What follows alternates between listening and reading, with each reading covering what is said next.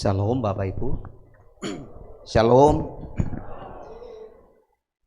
Ya, pertama-tama sebelum sama-sama kita belajar firman Tuhan, saya menyampaikan mewakili tim di tempat ini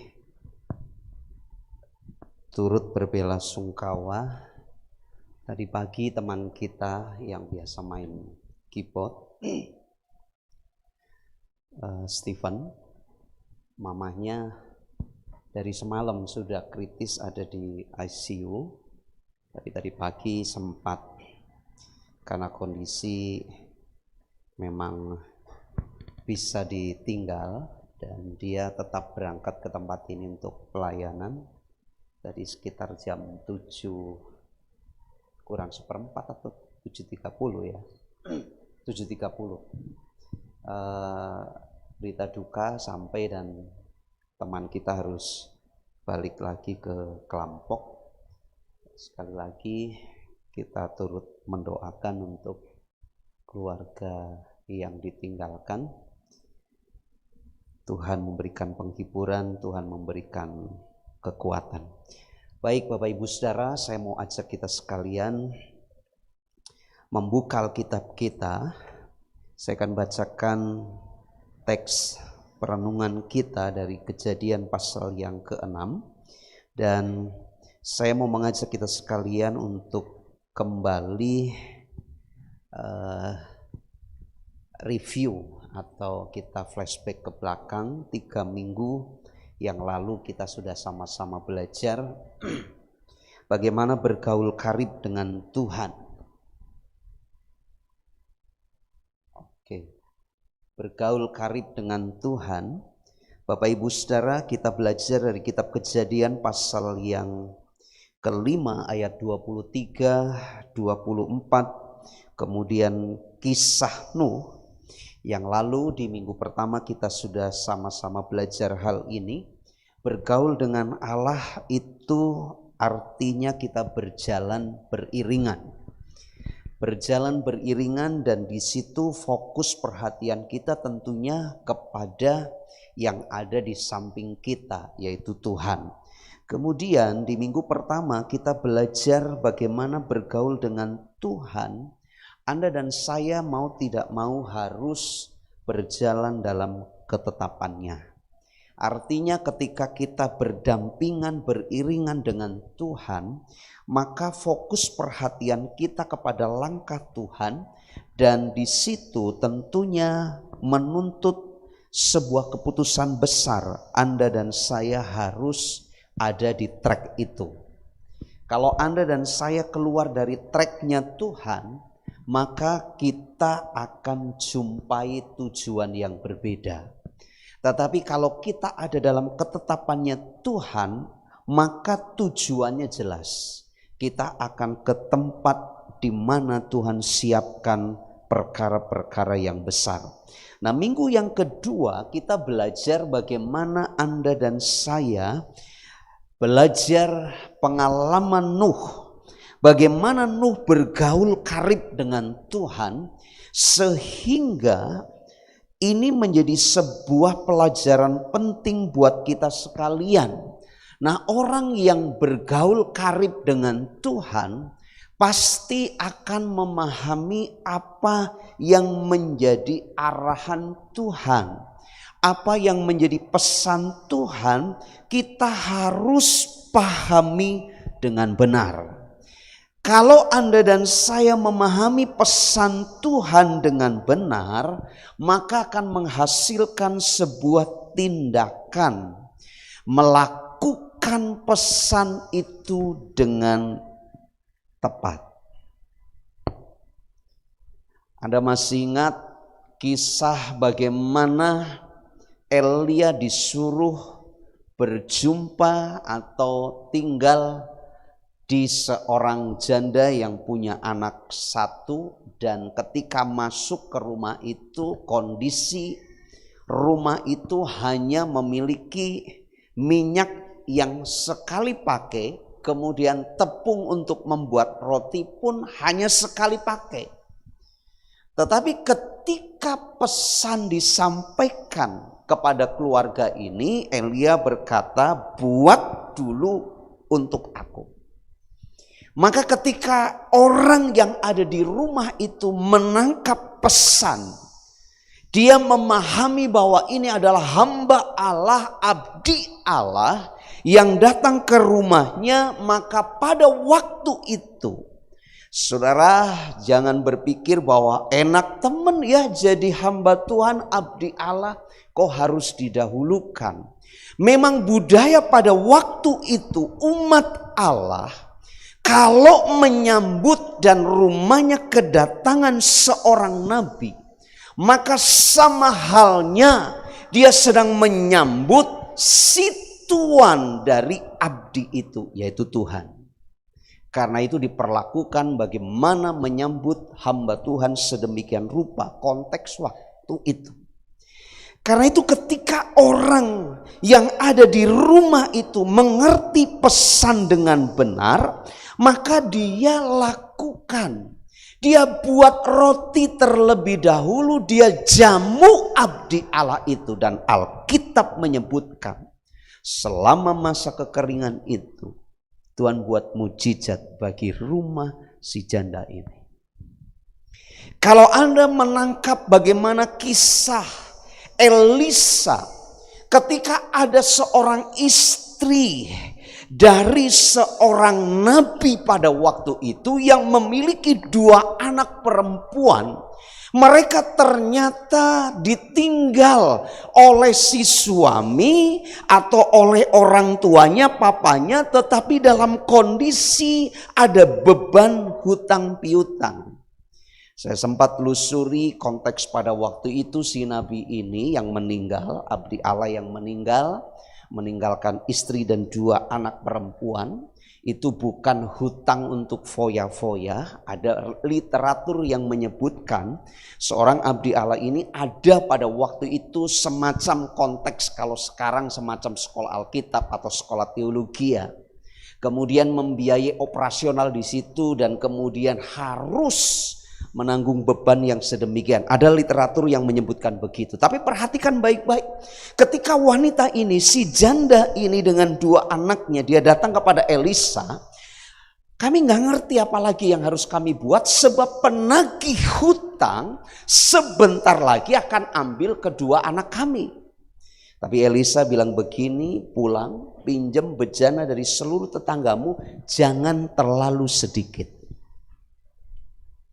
Si janda nabi yang meninggal ini dengan 2 anaknya pulang, kemudian pinjam bejana dari tetangga-tetangganya dan masuk rumah, dikunci rapat-rapat, tuang minyak yang ada dalam buli-buli.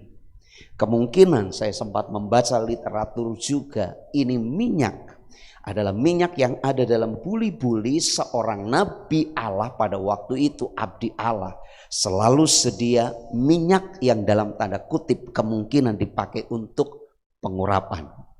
Dan Tuhan buat mujizat. Si wanita ini dengan 2 anaknya, dia masuk rumahnya, dia lakukan tindakan tepat seperti yang disampaikan oleh Elisa. Saudara, bergaul karib dengan Tuhan tidak hanya sekedar Anda paham kebenaran. Ada banyak orang hari-hari ini paham firman Tuhan, bahkan hafal di luar kepala. Oh, teks ini bicara ini, oh ayat ini bicara ini, tapi sedikit sekali yang cakap melakukan firman Tuhan. Dan saya mendorong jemaat Tuhan di tempat ini tidak hanya pinter dan hafal firman, tapi cakap menjadi pelaku firman. Amin. Lihat kanan kiri, katakan begini, lakukan pesan Tuhan dengan baik dan benar. Haleluya. Dan minggu lalu Bapak Ibu Saudara, kita semua sudah diberkati oleh tamu pembicara yang bersama-sama dengan kita. Dan Mazmur 23 ini menjadi sebuah pengalaman bagi seseorang yang mengerti posisinya dan mengerti siapa Tuhannya sebagai gembala yang lalu kita sudah sama-sama belajar, ada sebuah proses di dalamnya, yaitu saling mengenal. Jelas Tuhan kita gembala yang agung mengenal kondisi Anda dan saya hari ini. Amin. Tanpa disuruh, Tuhan kita adalah gembala yang baik. Ayat 2 dan seterusnya pasti Dia kerjakan. Tetapi yang menjadi perenungan buat kita, sudahkah kita kenal gembala kita yang ajaib dan yang luar biasa itu? Amin. Saling mengenal. Yang kedua, saling bertanggung jawab. Saya tidak pernah kasih bocoran kepada pembicara yang lalu. Saya hanya sampaikan, Pak, tema di gereja kami bulan Juli itu intimacy with God. Dan ada sesuatu yang menarik. Kemarin saya sangat diberkati. Bagaimana saling bertanggung jawab itu harus terjadi dalam hidup kita. Saudara, ada lagu bahasa Jawa ya. Ning dunyo piro lawase, ning dunyo mung mampir ngombe, ayo konco elingo. Saudara dan saya di dunia itu sebentar. 80 tahun itu bonus. Kalau ada yang 100 tahun itu amazing grace. Bonus anugerah yang luar biasa. Tapi rata-rata umur manusia itu 70-80. Selebihnya nggak ada yang bisa dibanggakan. Saya 1 minggu ini merasakan betul. Minggu lalu setiap cuaca dingin saya hirup begitu, itu celeng sampai di ubun-ubun. Saya pikir kenapa gitu ya, kok migrain, kok tegang kenceng di sini. Tengah malam saya iseng-iseng, saya coba pakai lidah kontrol gigi saya. Saya mulai cari satu-satu. Ternyata tambah lubang 1. Dan itu lebih baik sakit hati. Sakit gigi katanya ya. Tapi karena saya nggak pernah sakit hati gitu ya. Jadi lagu itu buat saya kurang pas. Ternyata sakit gigi itu lebih parah daripada sakit hati. Karena saya nggak mau sakit hati. Jadi begitu minum air dingin sampai sini, nut. Kemarin saya bilang sama istri, kalau besok saya migrain, sakit gigi, saya boleh nggak ya izin nggak ke gereja? Kalau jemaat kan boleh ya. Tadi pagi aja saya di situ baca, Pak Shalom, saya izin masih di luar kota. Oh ya. Saya kapan izinnya ya? Saya berusaha sakit gigi tetap. Karena apa? Ya resiko ya Bapak Ibu Saudara. Tamunya kok nggak minggu ini, minggu kemarin. Kalau minggu ini saya mungkin bisa izin. Itu sampai sini loh. Celeng. Itu saya coba pakai tusuk gigi. Dalam enggak sih lubangnya? Dalam, pantesan. Tapi itulah manusia terbatas. Kita nggak bisa hebat seterusnya. Tadi pagi ada anak kecil, makan apa kamu? Permen om. Wah, makan permen ya, nggak apa-apa. Giginya sehat. Wah, nggak apa-apa kalau masih anak-anak, tumbang gigi masih bisa tumbuh. Tapi model saya, tumbang 1 ya. Sudah, manusia terbatas, kita punya tanggung jawab. Menarik minggu lalu kita diajar. Kalau Anda sudah sampai di rumput yang hijau, Anda sudah dikenyangkan oleh Tuhan dengan berbagai hal yang baik, bahkan yang terbaik Tuhan siapkan. Ada banyak kita lupa Kita mungkin mengabaikan, bahkan kita acuh tak acuh. Kita pikir berkat itu aku harus nikmati sepenuhnya. Kita pikir kalau aku sehat, aku bisa kemana saja. Bukankah Petrus di akhir hidupnya, Yohanes pasal 21, ada tiba masanya, satu kali waktu engkau nggak bisa buat apa-apa dan terbatas, dan engkau harus mengikuti aturan main itu. Saudara, ini berbicara apa? Kita semua punya tanggung jawab. Amin. Amin. Mazmur 23. Ada proses saling mengenal, saling bertanggung jawab. Kita nggak usah mikirin dan musingin tanggung jawabnya Tuhan dalam hidup kita. Pasti. Anda nggak perlu berdoa kan untuk minta matahari terbit.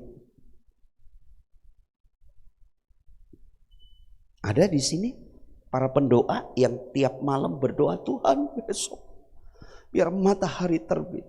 Ada yang begitu? Sudah dengan sendirinya. Karena apa? Tuhan mengerti. Itu sebuah ekosistem. Dan tata surya jagat raya ini sudah diatur oleh Tuhan. Proses sedemikian rupa. Dan Tuhan tidak pernah lupa untuk setel matahari pagi terbit dari timur, sore terbenam di sebelah barat. Saudara, Tuhan penuh tanggung jawab dan Dia sudah lakukan. Kembali hanya kita apakah sudah ada di zona itu. Nah saudara, mari saya mau ajak lanjutan. Bagaimana kisah Nuh. Saya mau ajak untuk melihat Kejadian pasal yang ke-6 ayat yang ke-9. Inilah riwayat Nuh. Nuh adalah seorang yang benar dan tidak bercela di antara orang-orang sezamannya. Dan Nuh itu hidup bergaul dengan Allah. Bergaul dengan Allah kita sudah belajar beberapa minggu yang sudah kita lewati. Dan hari ini saya mau mengajak kita sekalian melihat sisi lain. Orang yang sungguh-sungguh hidupnya bisa dipertanggungjawabkan di hadapan Tuhan. Bagaimana Nuh menjadi contoh buat Anda dan saya. Nuh menjadi sebuah teladan hidup yang harus kita teladani. Nuh adalah seorang yang benar. Saudara, Alkitab menyebutkan bagaimana Nuh hidup benar.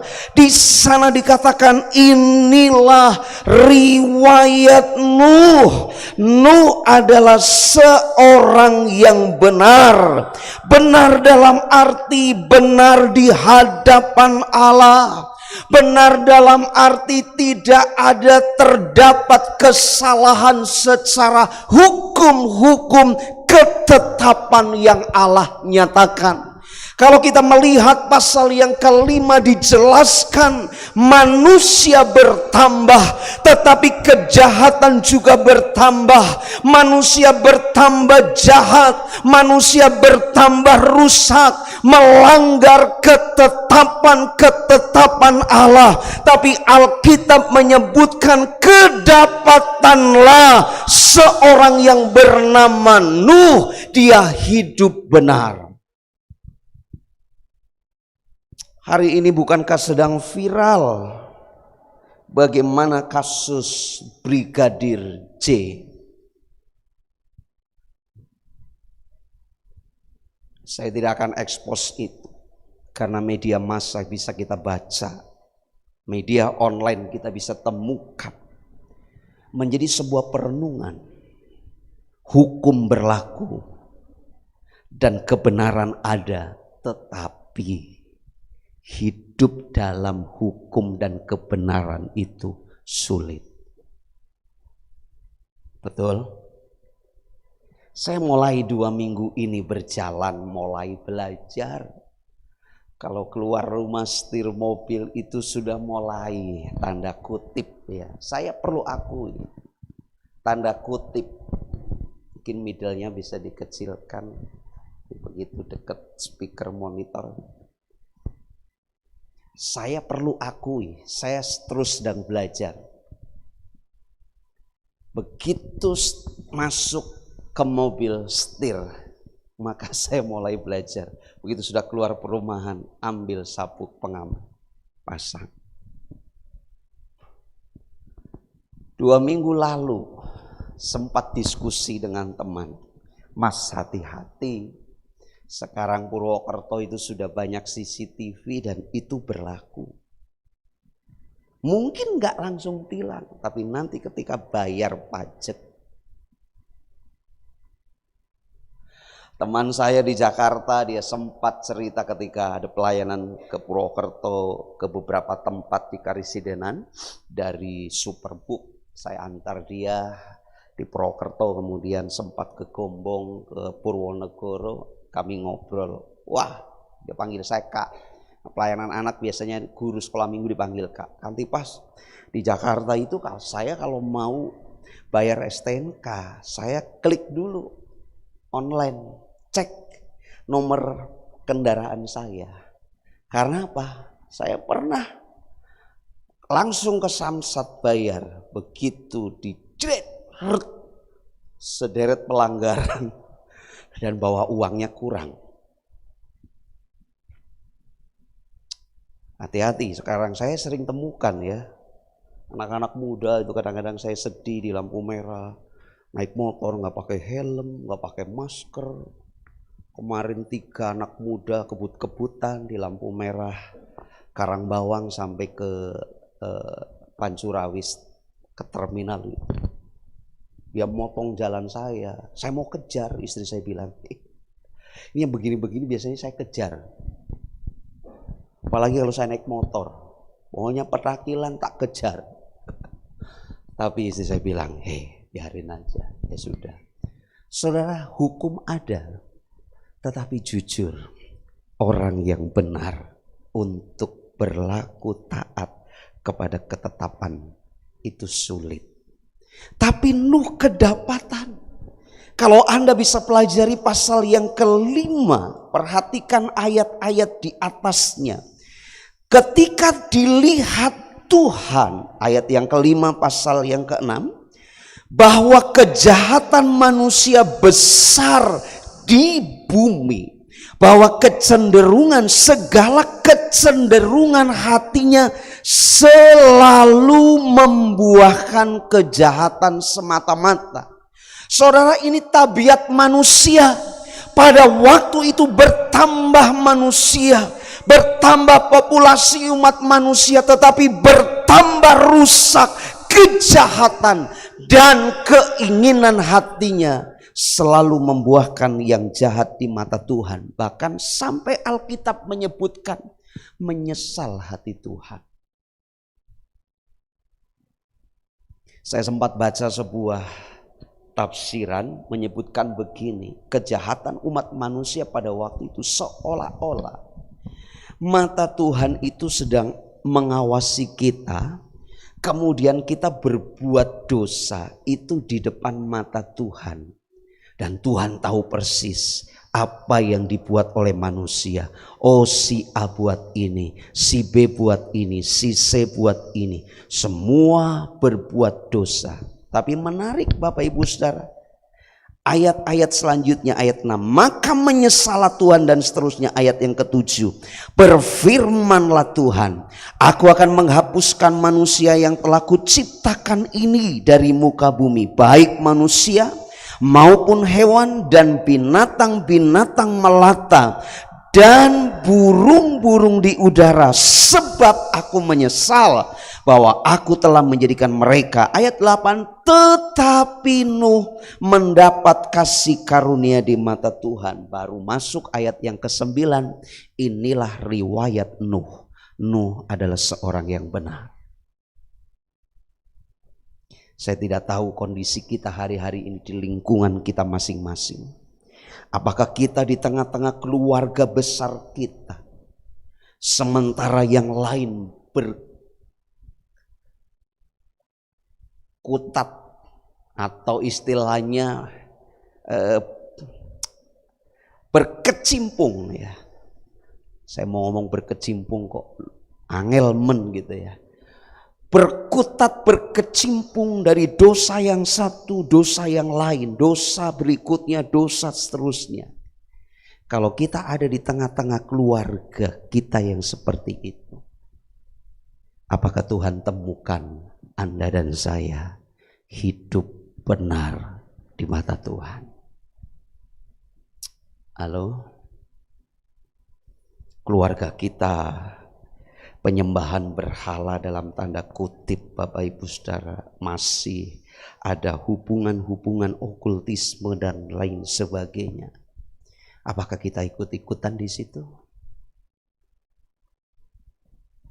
Saya waktu kecil masih ingat ya, orang-orang di desa kami itu suka ada sebuah fatwa. Kalau wetonnya Senin Kliwon, maka ada wadinya.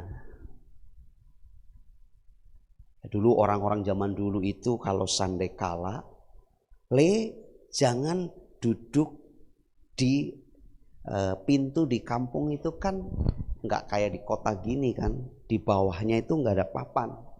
Begitu pintu masuk kan tidak ada papan di bawah, adanya di atas, kusen di atas. Tapi kalau orang-orang di kampung, karena rumahnya bukan gedung begini, jadi kusen pintu biasanya di bawah, di bawahnya juga ada papan. Nah biasanya itu memang untuk ngaitkan kancing ke atas ke papan yang di atas, bawah ke papan yang di bawah. Nah orang itu senang duduk di balek kayu yang di bawah pintu itu. Orang zaman-zaman dulu bilang begini, sandekala jangan duduk di situ, nanti mbok menghalangi. Saya kalau dengar istilah gitu, siapa yang lewat? Demit. Saya kalau dengar begitu malah saya langsung duduk. Demit kayak apa sih? Kok iseng-iseng lidak-lidik. Masih ingat lagi zaman kecil saya, nggak boleh nunjuk kuburan. Kalau nunjuk kuburan, mohon maaf, 10 jari itu harus dimasukkan mulut. Masih mungkin ada di daerah Anda pernah dengar gitu. Lebih ekstrimnya bukan 10 jari tangan saja, jari kaki juga dimut. Saya tinggal di daerah suasana begitu dengan banyak aturan. Nggak boleh tunjuk kuburan. Kalau lewat di pohon yang besar itu harus ngomong, Mbah pamit. Siapa mbahnya, siapa yang tiap hari nongkrong di pohon besar? Masuk angin. Tapi anehnya ada banyak orang yang terfatwa dengan hal-hal seperti itu. Saya tidak tahu apakah kita ada di zona seperti itu hari-hari ini. Oh, bangun rumah nggak boleh ngadep ke timur. Nanti ini itu dan lain sebagainya. Aduh, kalau rumah di lokasi tusuk sate susah. Bahaya, sebenarnya nggak usah perlu ditambahin ini itu. Memang betul kalau ditusuk sate, persis rumah kita depannya jalan. Apalagi model tadi anak muda tadi yang saya saksikan. Nek model kebut-kebutan, nalar logika saja, remblong masuk rumah kita. Nggak usah dibilangin, oh ini nanti sulit berkatnya, ini itu. Satu kali waktu ada seorang penjual mie tek-tek, tengah malam kami beli, ngobrol, Pak, tinggal di sini aman Pak. Loh aman kenapa sih? Dulu waktu kosong saya nggak berani lewat sini. Loh kenapa? Ini itu aman. Ini anak saya kan di rumah ya yang satu. Dia kalau diajak pergi kadang suka nggak mau. Kalau udah saya kelamaan malam, masih lama nggak? Ada apa? Saya balas, aman. Sebelah bunyi teratak-teratak. Wah, nggak apa-apa itu. Orang belakang. Orang belakang kok di tembok dapur. Udah aman.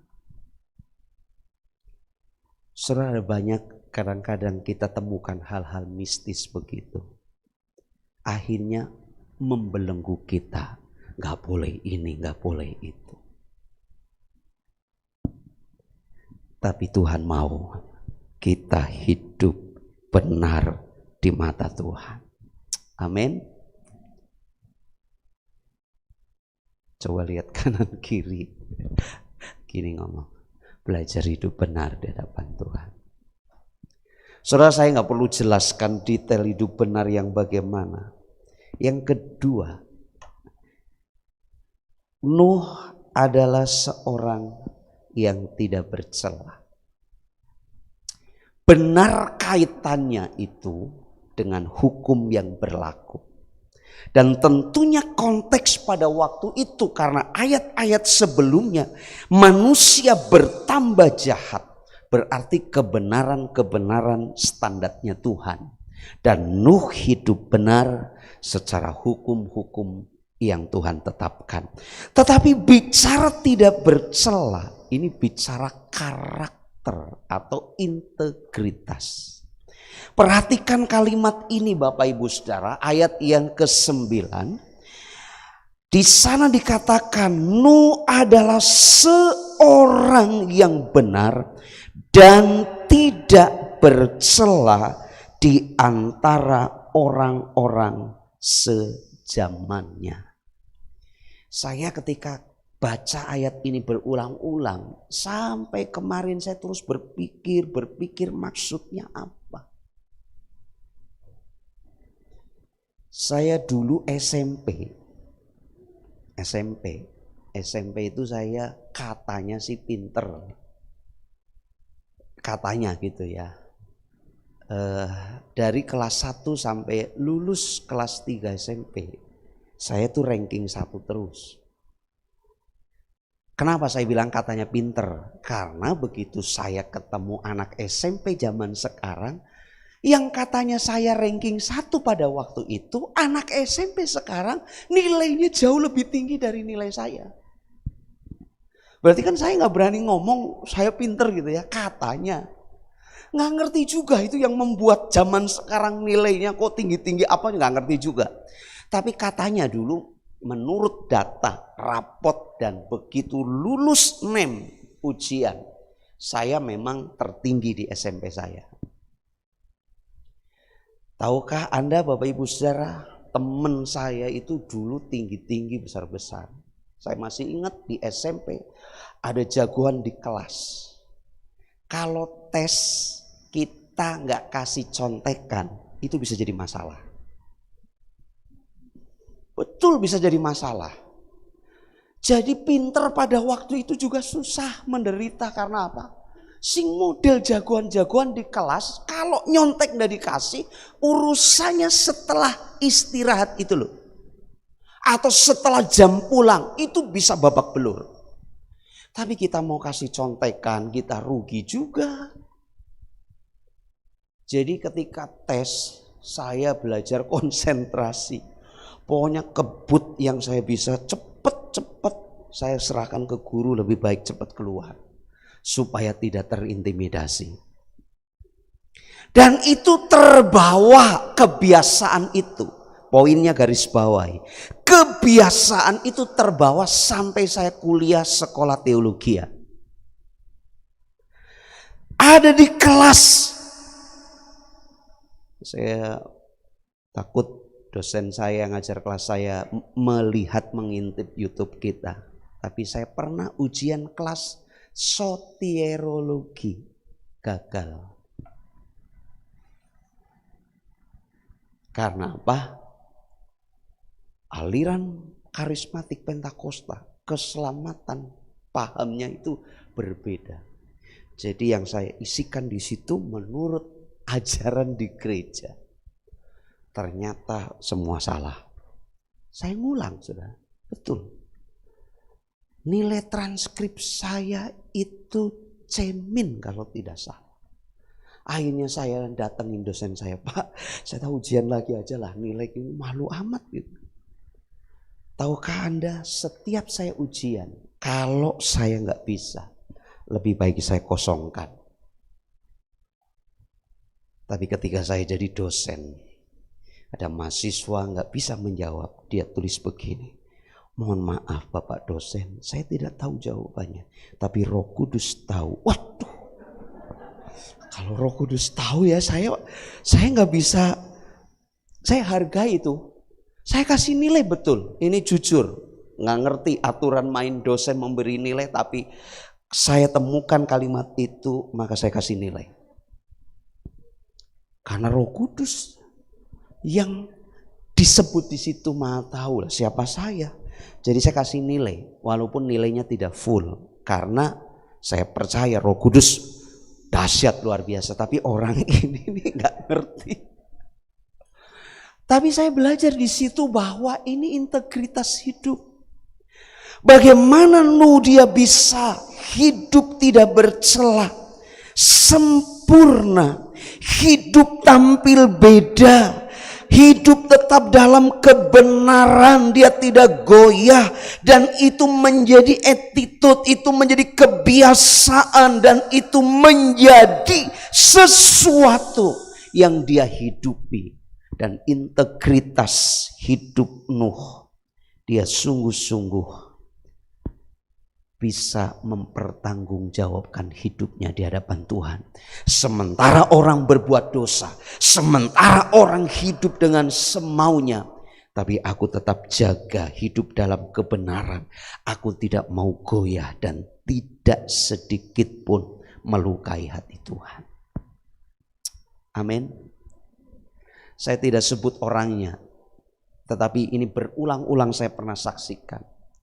Saya dulu punya kebiasaan di Purwokerto itu suka main ke toko-toko teman-teman. Saya perhatikan proses jual beli. Saya masih ingat betul, dan itu tidak pernah saya lupakan sampai hari ini. Ada seorang pembeli datang, "Kok, aku mau beli spare part ini. Berapa ya kok?" "Sekian." "Loh, aku baru dari toko sana loh kok, harganya kok." Saya perhatikan orang ini, dia buka buku besar. "Kamu tadi beli di mana?" "Di sana." "Harga berapa?" "Sekian." "Yang harga segitu tuh KW2. Nah, kamu mau minta KW2, KW1 atau ori?" Begitu pembeli pergi, saya tanya, "Pak, jual kok jujur banget." "Tidak apa-apa. Kita memang dapat untung, tapi bukan menipu." Saya tahu orang itu sampai hari ini diberkati Tuhan, tidak menjadi miskin. Ada banyak kadang-kadang orang jual, kalau belum untung ya ngomong aja, "Belum boleh loh, belum dapat." Yakin, modalnya biar orang semenu, aku cuman untung cedeng loh. Sampai yakin begitu saudara. Kita bilang aja kalau belum boleh ya, "Maaf belum bisa." Enak. Simple loh. Saya perhatikan pengusaha-pengusaha ketika dia transaksi. Oh ya. Saudara, mari kita belajar untuk memiliki integritas hidup di hadapan Tuhan. Sulit dicari. Tapi biarlah ketika Tuhan temukan, kita adalah orang yang punya integritas hidup, tidak bercela di hadapan Tuhan. Amin. Orang lain ngomong kasar, kotor, kita kedapatan di hadapan Tuhan. Perkataan kita membangun, perkataan kita meneduhkan, perkataan kita menyejukkan. Amin. Wah, kalau untuk bicara nyelekit kita nggak perlu belajar. Kita semua bisa bicara pedas, kita bisa bicara nyelekit, tapi untuk bicara menjadi berkat itu proses. Saudara, mari kita belajar seperti Nuh, orang yang bergaul intim dengan Tuhan. Dia tetap menjaga hidupnya dalam ketetapan hukum, hidup benar, tidak menyalahi aturan main, dan dia tetap sungguh-sungguh. Amin. ketika rame NPWP, orang pada ribut. Memang aturan main pendeta tidak perlu, ada yang bilang begitu. Tapi pendeta juga perlu. Dan saya belajar taat hukum, saya pun punya NPWP. Walaupun setiap ngisi SPT, saya bersyukur ada anak muda di tempat ini yang menjadi konsultan saya setiap ngisi SPT, karena tidak mudeng saya ngisi itu. Kadang-kadang rada nggak enak juga ya saya sebutin angka ke anak muda ini, tapi ya itu fakta. Begitu klik nihil. Saya berharap kita belajar hidup berkenan kepada Tuhan. Amin. Orang yang intim dengan Tuhan, saudara, mohon maaf ya, saya kalau ngomong kasar, saya dulu tinggal di kampung, tinggal dengan teman-teman yang mohon maaf kalau ngomong itu sekenanya. Saya masuk SMP saya kos, 6 tahun SMP SMA saya kos sendiri, ketemu dengan teman-teman dengan berbagai latar belakang. Waduh, yang namanya kebun binatang kadang-kadang jadi gojekan ya.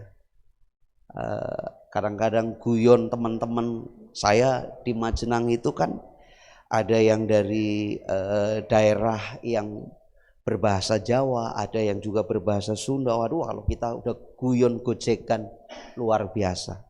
Teman saya yang orang Sunda kalau panggil saya, Jawer, katanya Jawa gitu, Jawer. Saya nggak mau ketinggalan, panggil dia Sunder gitu ya. Wah, kalau udah nyek-nyekan itu bahasa ini itu. Tetapi ketika saya mulai aktif bergereja, saya mulai belajar bertanggung jawab dengan perkataan. Apalagi ketika saya menjadi seorang pemuji penyembah, saya belajar jaga perkataan.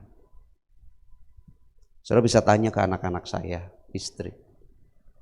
Kita bisa bersih tegang, kita bisa rame, adu argumen.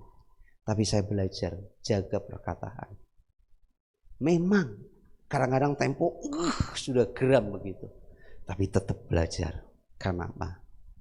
Saya mau belajar bertanggung jawab di hadapan Tuhan. Amin. Kalau kadang-kadang ada sesuatu, saya sering guyon. Kamu bahagia enggak sih punya suami model seperti ini?